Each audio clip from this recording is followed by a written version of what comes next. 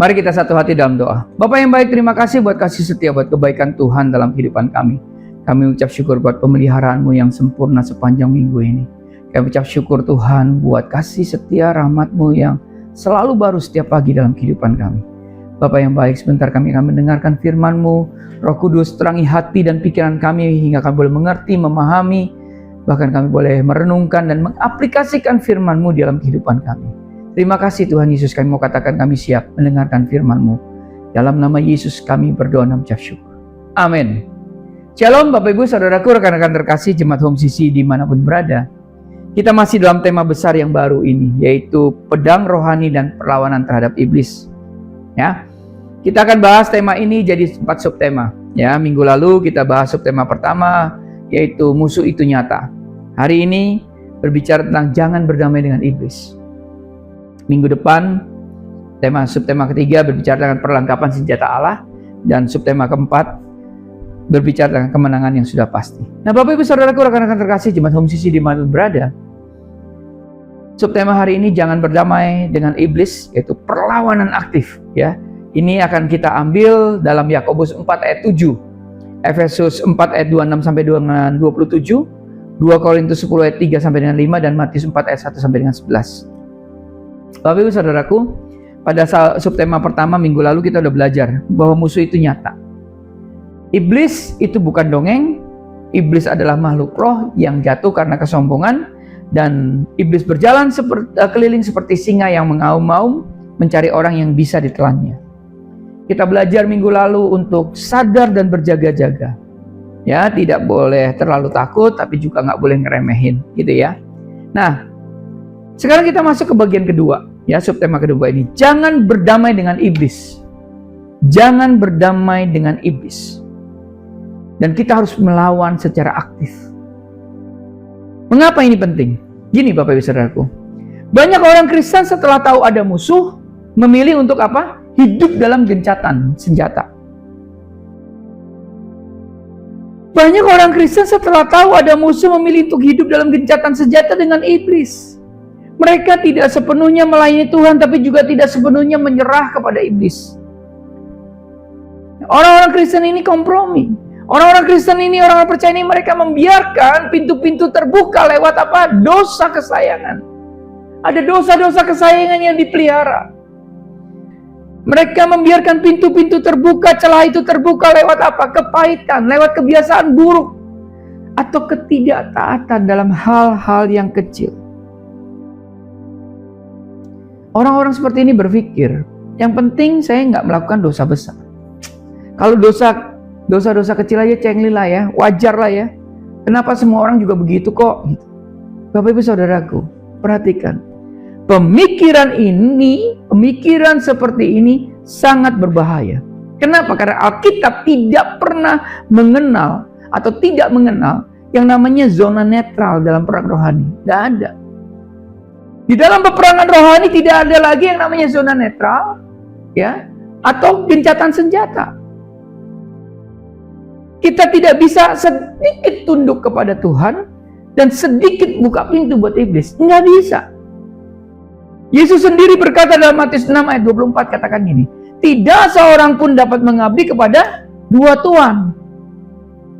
Jadi apa? Kita harus pilih. Kalau mau tunduk kepada Tuhan, tunduk kepada Allah, tunduklah kepada Allah, dan jangan tunduk kepada iblis. Tidak ada jalan tengah, tidak ada negosiasi, tidak ada kompromi, mutlak pilihannya, tidak ada gencatan senjata, ya, tidak ada zona netral. Perhatikan, hari ini kita akan belajar tentang di dalam Yakobus 4 ayat 7, dua langkah yang tidak terpisahkan. Jadi gini, kalau kita sudah tunduk kepada Allah, maka kita lawan iblis. Itu dua hal. Urutannya nggak bisa dibalik. Dan kalau kita sudah tunduk kepada Allah, kemudian kita lawan iblis, maka firman Tuhan katakan, ia akan lari daripadamu. Kita baca ya, Yakobus 4 ayat 7. Karena itu tunduklah kepada Allah dan lawanlah iblis. Maka ia, iblis ya, akan lari daripadamu. Wow. Tunduklah kepada Allah, dilawan iblis, iblisnya lari. Bapak Ibu Saudaraku, untuk memahami Yakobus 4 ayat 7 ini, kita harus mengerti situasi jemaat ketika menerima surat ini. Nah, pada waktu Yakobus tulis surat ini kepada jemaat Kristen Yahudi yang tersebar di berbagai wilayah, ya Bapak Ibu Saudaraku, jemaat Kristen ini sedang menghadapi masalah serius. Kenapa? Karena mereka sedang menghadapi perselisihan, perpecahan, dan juga persahabatan dengan dunia. Bahkan dalam Yakobus 4 ayat 1 sampai dengan 3, Yakobus bertanya, mengapa mereka bertengkar dan berperang? Jawabannya, karena hawa nafsu mereka. Mereka menginginkan sesuatu, tetapi nggak bisa mendapatkannya, lalu mereka iri, bertengkar, bahkan berdoa dengan motivasi yang salah. Di dalam Yakobus 4 ayat 1 sampai dengan 3. Kenapa? Karena doa mereka ya untuk menghabiskannya pada kesenangan mereka sendiri. Dan Yakobus 4 ayat 4 katakan gini, hai kamu orang-orang yang tidak setia, tidaklah kamu tahu bahwa persahabatan dengan dunia adalah permusuhan terhadap Allah. Ya, ini bahasa yang keras. Yakobus nggak main-main loh, Bapak Saudaraku. Ya, Yakobus berkata, kalau kamu bersahabat dengan dunia, mengikuti cara dunia, berpikir seperti dunia, mengejar apa yang dunia kejar, maka kita adalah musuh Allah. Setelah rentetan Yakobus 4 ayat 1 sampai 3 itu, kemudian 4 dan seterusnya, baru masuk ayat 7. Karena itu, tunduklah kepada Allah dan lawanlah iblis, maka ia akan lari daripadamu. Nah, menarik. Frasa karena itu menghubungkan ayat 7 ya dengan apa yang sudah dikatakan sebelumnya di dalam Yakobus 4 ayat 1 sampai dengan 6. Maksudnya begini.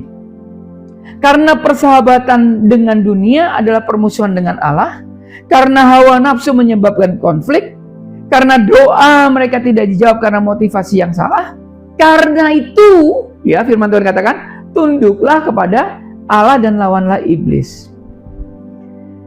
Jadi persahabatan dengan dunia adalah salah satu bentuk berdamai dengan iblis, Bapak Ibu Saudaraku. Ketika kita mengikuti cara dunia, ya ketika kita sedang membuka pintu atau celah bagi iblis, ya kita sedang membiarkan iblis itu bekerja dalam hidup kita. Nah, sekarang kita periksa Bapak Ibu Saudaraku. Apakah ada area di dalam hidup kita di mana kita masih bersahabat dengan dunia? Apakah kita masih mengejar apa yang dunia kejar? Apakah kita masih berpikir seperti dunia berpikir? Apakah kita masih menikmati apa yang dunia nikmati? Padahal itu tidak berkenan kepada Tuhan. Jika ya, kita sedang dalam bahaya. Kita sedang hidup dalam gencatan senjata dengan iblis. Dan Yesus berkata, tidak bisa dua tuan. Nah, Bapak Ibu Saudaraku, yuk kita bahas 5 poin yang cukup penting. Ya, saya mencatat ada 5 poin yang cukup penting untuk kita pahami berkaitan dengan subtema kedua ini, yaitu jangan berdamai dengan iblis sebagai perlawanan aktif. Ya, apa saja? Yang pertama, ya 5 poin ini. Poin pertama adalah 2 langkah yang tidak terpisahkan. Ya, seperti yang tadi saya sampaikan. Kita bedah ya Yakobus 4 ayat 7 dengan kita bedah Yakobus 4 ayat 7. Tunduklah kepada Allah dan lawanlah iblis, maka ia akan lari daripadamu. Pertama, tunduklah kepada Allah.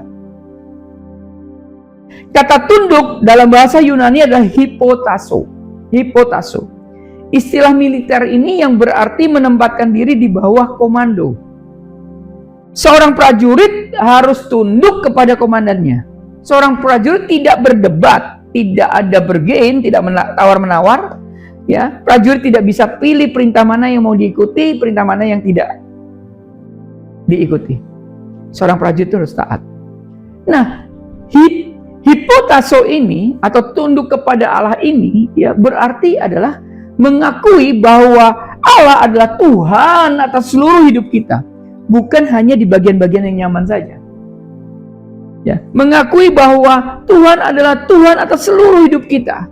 Mengakui bahwa kehendaknya lebih baik daripada kehendak kita. Mengakui bahwa perintahnya tidak bisa ditawar. Tunduk kepada Allah berarti setiap hari berkata, Tuhan, bukan kehendakku, melainkan kehendak-Mu yang jadi. Lukas 22 ayat 42. Ini adalah langkah pertama, yaitu tunduk. Tunduklah kepada Allah. Karena tanpa ketundukan, Bapak Ibu Saudaraku, tanpa ketundukan kepada Allah, perlawanan terhadap iblis tidak akan efektif. Kenapa? Karena jika kita masih hidup dalam dosa, jika kita masih membiarkan pintu terbuka, jika kita masih bersahabat dengan dunia, maka ketika kita melawan iblis, ya, iblisnya tertawa. Iblis akan tertawa. Dia akan berkata, kamu melawan aku, lihat dong hidupmu, bisa begitu. Jadi ketertundukan kepada Allah adalah pondasi dari perlawanan. Katakan amin. Ya, tunduklah kepada Allah, itu basicnya, pondasinya. Yang kedua, lawanlah iblis. Jadi Yohanes 4 ayat 7 ini katakan, tunduklah kepada Allah, setelah itu lawan iblis. Setelah tunduk baru kita lawan. Kata lawan dalam bahasa Yunani adalah antistemi, yang artinya setelah kita tunduk, kita berdiri melawan. Ya, kita berdiri menentang. Kita tidak memberikan tempat. Itu adalah antistemi. Ini bukan perlawanan pasif, tapi saya mau katakan ini perlawanan yang aktif, berani, tegas gitu ya. Melawan iblis itu artinya kita tidak memberi ruang ya bagi iblis dalam hidup kita. Ya, Efesus 4 ayat 27 katakan jangan beri kesempatan kepada iblis. Melawan iblis itu berarti menolak pencobaan iblis ketika datang. Melawan iblis itu berarti kita mengatakan tidak pada dosa, sekecil apapun, Bapak Ibu Saudaraku. Melawan iblis itu berarti mengusir ketakutan dengan iman. Melawan iblis itu berarti menghentikan gosip dengan perkataan-perkataan yang membangun. Melawan iblis itu berarti memilih mengampuni meskipun sakit. Amin. Tunduklah kepada Allah, lawan iblis. Yang ketiga, yang kita harus pelajari, maka ia akan lari daripadamu. Ini janji, Bapak Ibu Saudaraku. Ini janji yang luar biasa. Iblis tidak akan melawan kita terus-menerus jika kita tunduk kepada Allah dan kita melawannya. Apa konsekuensinya? Iblis akan lari. Kenapa? Ia pengecut. Mengapa iblis lari? Bukan karena kita hebat, Bapak Ibu Saudaraku. Bukan karena kita kuat, bukan. Bukan karena kita pintar debat, bukan. Tetapi karena kita berada di pihak Tuhan. Berada di pihak Allah. Dan Tuhan Allah itu lebih besar daripada iblis. 1 Yohanes 4 ayat 4 katakan demikian. Iblis tahu siapa yang melindungi kita. Iblis tahu bahwa dia sudah dikalahkan di kayu salib oleh Yesus. Jadi ketika kita berdiri teguh dalam iman, iblis nggak punya pilihan selain lari. Bapak Ibu Saudaraku, bayangkan ya, seorang pengganggu di sekolah ya. Kalau kita lihat di sekolahan, kita lihat di film, kita dengar banyak hal. Ada orang yang suka bully, suka ganggu gitu ya. Orang-orang yang suka bully ini, si pengganggu ini ya, berani ketika apa? Korbannya sendirian dan takut. Tapi ketika korbannya berdiri bersama saudaranya atau kakaknya yang jauh lebih besar dan kuat, biasanya pengganggu itu langsung minggir. Kenapa? Ia nggak mau berurusan dengan kakaknya. Ya, iblis persis seperti itu, Bapak Ibu Saudaraku. Iblis berani ketika kita sendirian, ketika kita lemah, ketika kita tidak berdoa, ketika kita jauh dari Tuhan. Tetapi ketika kita tunduk kepada Allah, berdiri dalam iman, ya, kita lawan, iblis pasti lari. Kenapa? Iblis tidak mau berurusan dengan Allah yang hidup. Jadi jangan pernah berkata, oh saya sudah coba lawan iblis tapi yang lari. Sebelum keluarkan statement itu, periksa dulu.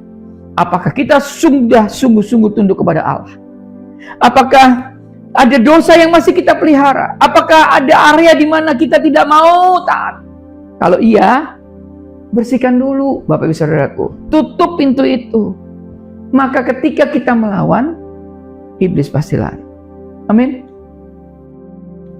Saya coba kita berikan ilustrasi seperti ini. Kita bayangkan ya, ada sebuah rumah indah, ya.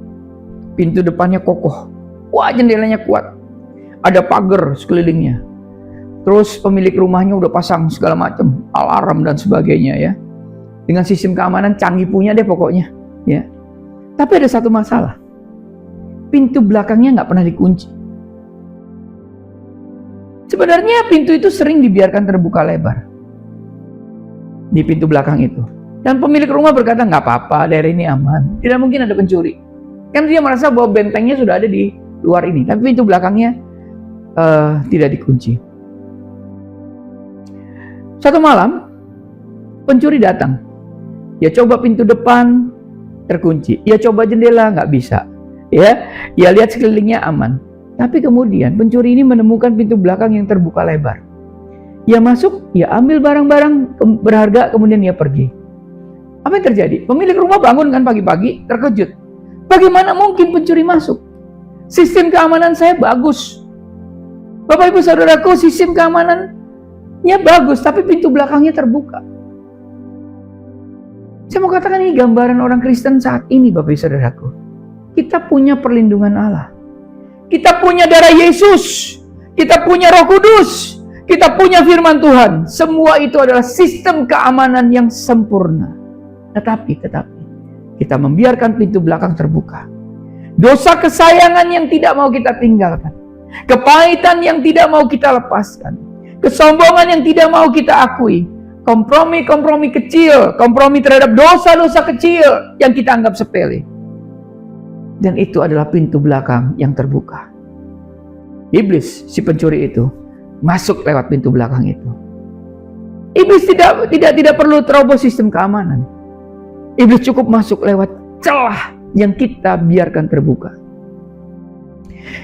Paulus dalam Efesus 4 ayat 27 berkata, jangan beri kesempatan kepada iblis. Perhatikan kata kesempatan. Jangan beri kesempatan kepada iblis.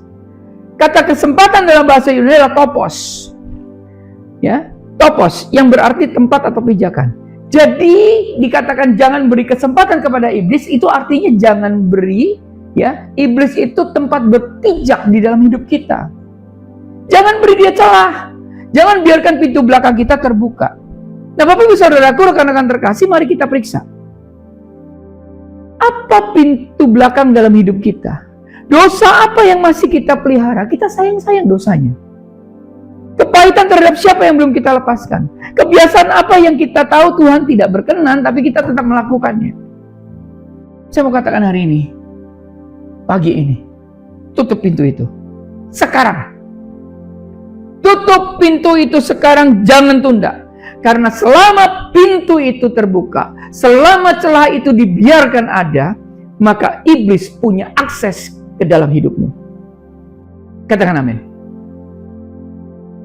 Poin pertama yang kita pelajari tadi adalah dua langkah yang tidak terpisahkan, yaitu tunduk kepada Allah dan lawan iblis. Iblis akan lari. Poin yang kedua, bahaya kompromi kecil. Bapak Ibu Saudaraku, rekan-rekan terkasih jemaat Home CC dimanapun berada, salah satu taktik terbesar iblis adalah membuat kita meremehkan kompromi kecil. Kompromi kecil. Iblis itu tidak selalu menyerang kita dengan dosa besar. Iblis lebih suka menggunakan kompromi-kompromi kecil yang tampaknya tidak berbahaya. Misal, lihat loh video ini, sedikit aja nggak apa-apa kok. Video-video porno.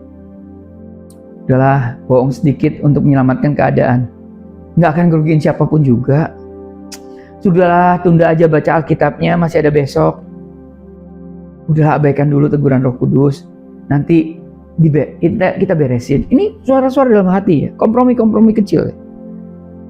Gosip sedikit tentang dia nggak apa-apa lah. Kan cuma bagi-bagi informasi.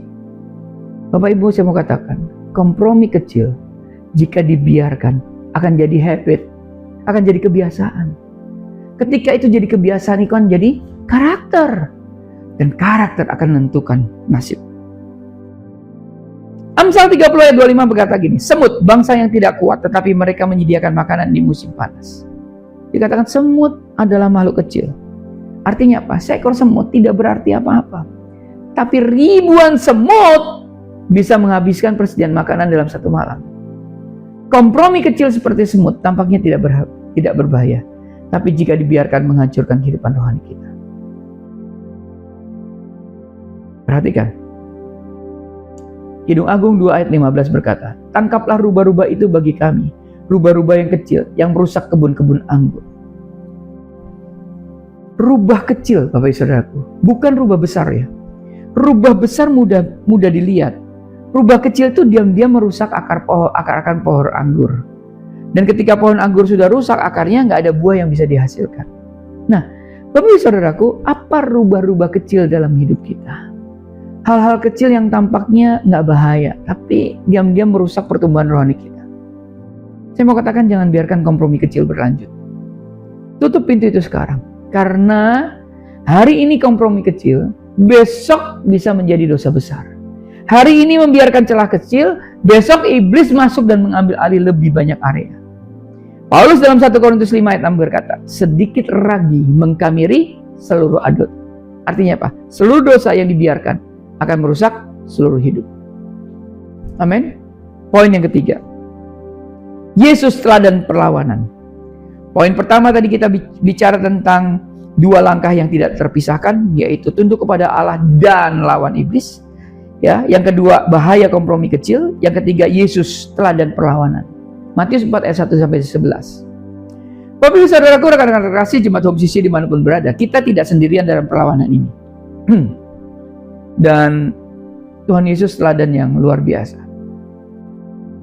Tuhan Yesus sendiri ketika dicobai di iblis di padang gurun, memberi kita teladan yang sempurna tentang bagaimana melawan iblis. Dalam Matius 4 ayat 1 sampai dengan 11, saya nggak perlu bacakan ya, tapi saya ceritakan ya yang ada di situ. Matius 4 ayat 1 sampai 11, kita lihat di situ bahwa Yesus dibawa oleh Roh ke padang gurun untuk dicobai iblis. Yesus berpuasa 40 hari 40 malam, kemudian iblis datang. Perhatikan. Iblis menyerang ketika Yesus dalam keadaan kuat? Bukan. Dalam keadaan yang baik-baik saja? Enggak. Perhatikan, iblis menyerang ketika Yesus dalam keadaan lemah secara fisik. Kenapa? Lapar? Dalam keadaan lelah? Sendirian. Ini waktu yang paling rentan. Ini waktu yang paling rawan. Iblis tahu kapan situasi hidup kita yang paling rentan. Perhatikan pencobaan pertama. Dikatakan ini, jika engkau anak Allah, suruhlah batu ini menjadi roti. Iblis menyerang di titik apa? Kebutuhan fisik. Saat itu Yesus lapar. Membuat roti dari batu tidak salah secara moral. Tapi Yesus berkata, ada tertulis. Garis bawahi, ada tertulis. Manusia hidup bukan dari roti saja, tetapi dari setiap firman yang keluar dari mulut Allah. Pencobaan pertama, dia menang. Yesus menang. Pencobaan kedua, iblis membawa Yesus ke puncak bait Allah dan berkata, jika engkau anak Allah, ya, jika engkau anak Allah, jatuhkanlah dirimu ke bawah. Ini iblis kutip Mazmur 91 loh. Ia memelintir firman Tuhan. Tapi Yesus menjawab, perhatikan, ada tertulis, janganlah engkau mencobai Tuhan Allah. Yesus menang. Pencobaan ketiga, iblis menunjukkan semua kerajaan dunia dan berkata, semua ini akan kuberikan kepadamu jika engkau sujud menyembah aku. Yesus menjawab, enyahlah iblis. Perhatikan, ada tertulis, engkau harus menyembah Tuhan Allahmu dan hanya kepada Dia sajalah engkau berdoa. Perhatikan pola perlawanan Yesus. Perhatikan. Yang pertama, Yesus tidak berdebat dengan iblis. Yesus tidak mencoba memahami iblis. Yesus tidak bernegosiasi. Jangan bernegosiasi. Yang kedua, apa yang Yesus lakukan? Yesus menggunakan firman Tuhan sebagai senjata. 3 kali Yesus dicobai, 3 kali Ia berkata, ada tertulis. Apa yang Yesus lakukan? Perlawanan Yesus. Yang ketiga adalah Yesus tegas dan tidak kompromi. Enyahlah iblis. Ini perintah langsung. Hasilnya ayat 11 ya, dikatakan lalu iblis meninggalkan dia. Ya. Itu dalam Matius 4 ayat 11. Dikatakan lalu iblis meninggalkan dia. Artinya apa? Iblis lari. Ini seperti janji dalam Yakobus 4 ayat 7. Bapak Ibu Saudaraku, rekan-rekan terkasih, jemaat Home CC dimanapun berada, Yesus adalah teladan kita. Jika Yesus anak Allah sekalipun, tidak berdebat dengan iblis, tetapi menggunakan firman Tuhan. Bukankah seharusnya kita begitu? Jangan pernah berpikir kita bisa berdialog dengan iblis, Bapak Ibu Saudaraku. Kita nggak bisa. Kalau berhadapan dengan iblis cuma satu caranya, lawan. Lawan dengan firman Tuhan, lawan dengan kuasa Roh Kudus. Tunduk kepada Allah, lawan iblis. Jadi nggak ada tuh kompromi, nggak ada tuh gencatan senjata, nggak ada tuh zona netral, nggak ada dialog. Tegas saja lawan, selesai. Yang ketiga, tanda-tanda kita berdamai dengan iblis. Wow, menarik ya. Poin yang pertama tadi 2 langkah yang tidak terpisahkan, tunduk pada Allah dan lawanlah iblis. Poin yang kedua, bahaya kompromi kecil. Yang ketiga, Yesus teladan perlawanan. Dan yang keempat, tanda-tanda kita berdamai dengan iblis. Ini kita laku uji praktis ya. Jadi kita coba introspeksi dengan pertanyaan. Apakah tanda-tanda bahwa kita selama ini memilih gencatan senjata daripada kita melawan iblis secara aktif? Pertama, tanda pertama nih. Tanda apakah kita berdamai dengan iblis? Tanda pertamanya kita nyaman dengan dosa kecil. Kita tahu itu salah. Kita berkata gini, nggak apa-apa. Semua orang juga gitu. Kita tidak lagi merasa terganggu ketika melakukan dosa-dosa kecil itu. Melakukan dosa itu. Ya. Kenapa? Karena hati nurani kita untuk area itu udah tumpul. Ya. Kita merasa bahwa sudahlah udah biasa. Gitu. Ya. Sehingga nggak ada lagi, nggak sejahteranya, nggak ada. Nah, perhatikan, ini tanda bahwa kita sudah berdamai dengan iblis. Kita nyaman dengan dosa-dosa kecil. Yang kedua, coba kita uji. Kita tidak lagi peka terhadap teguran Roh Kudus. Bapak Ibu Saudaraku, mungkin dulu ketika kita melakukan kesalahan, kita langsung merasa nggak nyaman, nggak enak, nggak sejahtera. Roh Kudus menegur. Tapi sekarang, kita bisa melakukan hal yang sama, dosa yang sama tanpa merasa bersalah. Kita seperti kebal. Nah ini, hati-hati. Ini tanda bahaya. Tanda yang ketiga, kita jarang atau tidak pernah membaca firman dan kita jarang berdoa. Iblis tidak perlu membuat kita melakukan dosa besar. Sekali lagi, iblis tidak perlu membuat kita melakukan dosa besar. Cukup membuat kita jauh dari Tuhan. Ketika firman dan doa berkurang, kekuatan rohani juga berkurang, Bapak Ibu Saudaraku. Kita tidak mampu menghadapi kehidupan di dalam real life-nya kita ketika kita tidak mengisi dengan baik kehidupan rohani kita dengan doa dan firman. Ketika ini kosong, tidak ada, maka kita tidak punya kemampuan untuk menghadapi kehidupan sehari-hari kita. Jadi kita akan jadi lemah. Nah, kita nggak bisa melawan. Nah, kalau seperti ini tanda ketiga. Ya, jarang berdoa dan juga jarang baca firman. Tanda yang keempat, kita mudah tersinggung dan sulit mengampuni. Bapak Ibu Saudaraku, kepahitan itu sebenarnya lahan subur bagi iblis. Jika kita simpan dendam, ya, kita akan terus ungkit kesalahan orang lain. Jika kita nggak mau mengampuni, kita sedang memberi iblis tempat untuk berpijak dalam hidup kita. Ya, tanda yang kelima, ayo kita cek. Apakah kita lebih sering mendengarkan suara ketakutan daripada suara iman? Khawatir, firman Tuhan katakan jangan khawatir. Kalau memang itu ada, terus berdoa, Tuhan bersama Engkau aku gak khawatir. Kadang-kadang kita khawatir akan masa depan. Kita takut akan masa depan. Kita takut akan kegagalan. Kita takut akan pendapat orang. Saya mau katakan begini, kekhawatiran, ketakutan itu tidak berasal dari Tuhan. Ya tapi kan kita manusia, Pastor. Kita menghadapi dong. Kita kan harus ini. Bagaimana dapur kita nggak jalan, ya kan? Bagaimana dengan masa depan? Anak-anak masih sekolah, nggak ada income, atau income berkurang. Bagaimana? 2 Timotius 1 ayat 7 berkata, Allah tidak memberikan roh ketakutan.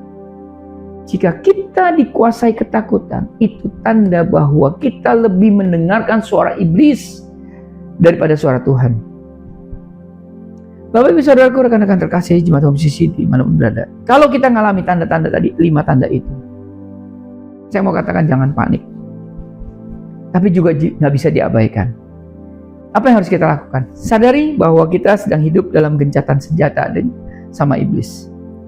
Dan saya mau katakan, kalau kita dari tanda 5 tanda tadi, ya, ujian praktisnya kita itu, kalau itu ada, ini saatnya untuk mengakhiri gencatan senjata sama iblis.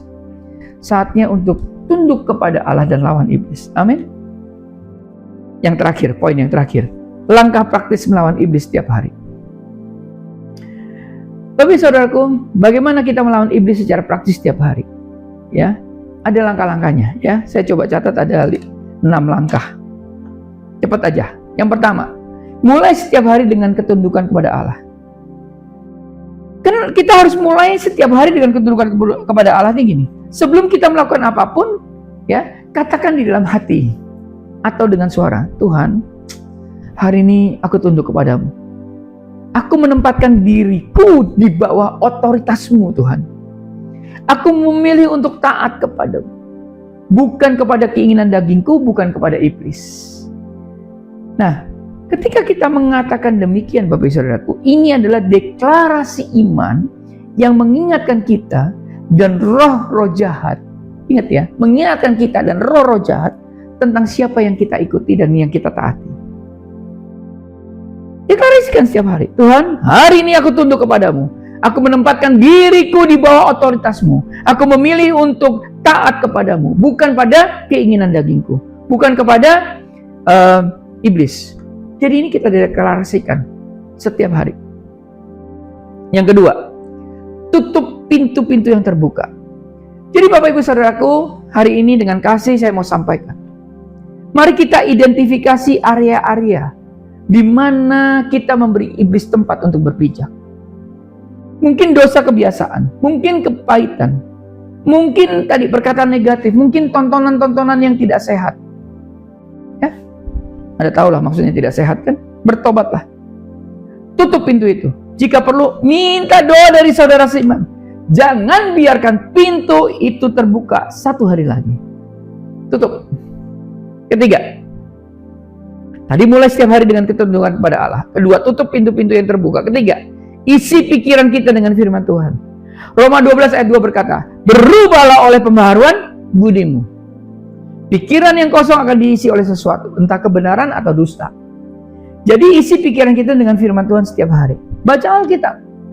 Kalau perlu hafalkan ayat. Renungkan, kunyah baik-baik. Ketika pencobaan datang, firman itu akan muncul dalam pikiran kita seperti yang terjadi pada Yesus, sehingga kita bisa melawan dan katakan ada tertulis. Keempat, gunakan senjata doa. Paulus dalam Efesus 6 ayat 18 berkata, berdoalah setiap waktu di dalam roh. Doa bukan hanya meminta, tapi juga berperang, Bapak Ibu Saudaraku. Ya, doakan diri kita sendiri, doakan keluarga kita, doakan gereja kita. Minta perlindungan Tuhan, minta kekuatan untuk melawan. Yang kelima, ya, langkah praktis nih untuk melawan iblis setiap hari. Jangan sendirian. Iblis sangat suka ketika orang Kristen menyendiri. Kenapa? Sekali lagi, iblis lebih mudah menyerang domba yang terpisah dari kawanan.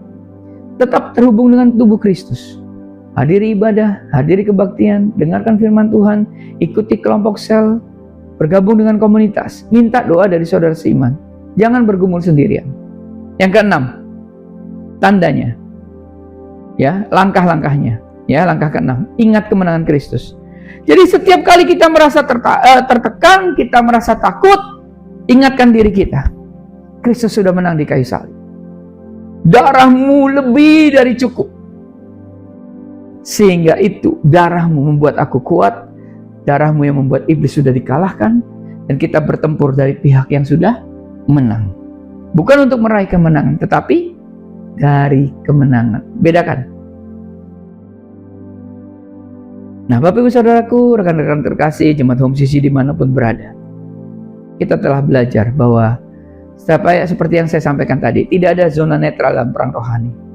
Kita tidak bisa berdamai dengan iblis dan mengikuti Tuhan pada saat yang sama. Yakobus 4 ayat 7 memberikan kita 2 langkah yang jelas. Tunduklah kepada Allah dan lawanlah iblis. Bukan salah satu loh. Tapi keduanya harus dilakukan. Tunduk kepada Allah, lawan iblis. maka janjinya adalah iblis akan lari daripadamu. Bapak Ibu Saudaraku, rekan-rekan terkasih jemaat Home CC dimanapun berada, Tuhan memanggil kita untuk mengakhiri gencatan senjata yang sudah terlalu lama. Mari hari ini tutup pintu-pintu yang terbuka. Mari hari ini bersihkan rumah rohani kita. Mari hari ini jangan beri iblis tempat berpijak. Dan mulai hari ini kita melawan. Lawan iblis bukan dalam ketakutan, tetapi dalam iman. Bukan dengan kata-kata sendiri, tetapi dengan firman Tuhan yang hidup. Iblis adalah musuh yang sudah dikalahkan.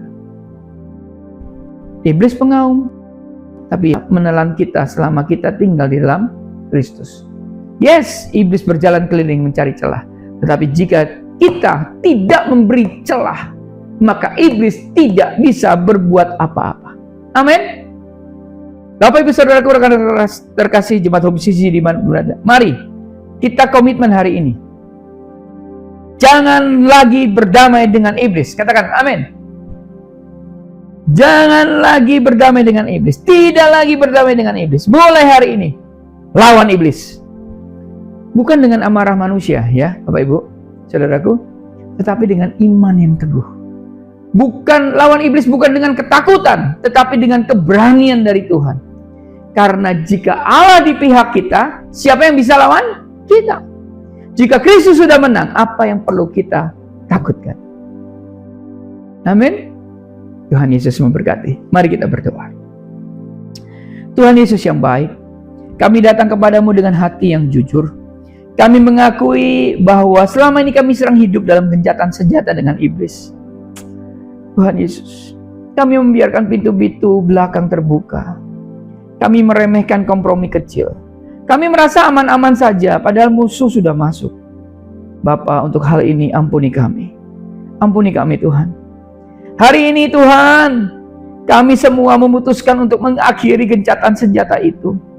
Kami akan tunduk kepadamu, sungguh-sungguh tunduk, bukan hanya dengan mulut tetapi dengan seluruh hidup kami. Kami menempatkan diri kami di bawah otoritas-Mu Tuhan Yesus. Kami memilih untuk taat kepadamu apapun resikonya. Dan karena kami sudah tunduk kepadamu, kami sekarang melawan iblis itu. Kami menutup semua pintu yang selama ini terbuka. Dosa, kebiasaan kami tinggalkan. Kepahitan kami lepaskan. Ketakutan kami tolak. Kompromi kecil kami hentikan. Kami berkata kepada iblis, engkau tidak punya tempat lagi dalam hidup kami. Karena kami milik Kristus. Darah Yesus sudah menebus kami. Dan itu lebih dari cukup. Roh Kudus, diamlah di dalam hati kami. Terima kasih. Terima kasih. Tuhan, teguhkan iman kami. Jangan biarkan kami kembali kepada pola yang lama. Jangan biarkan kami membuka pintu yang sudah kami tutup. Bapa, jauhkan kami dari dosa-dosa yang kami menikmati, dosa-dosa kecil yang kami nikmati.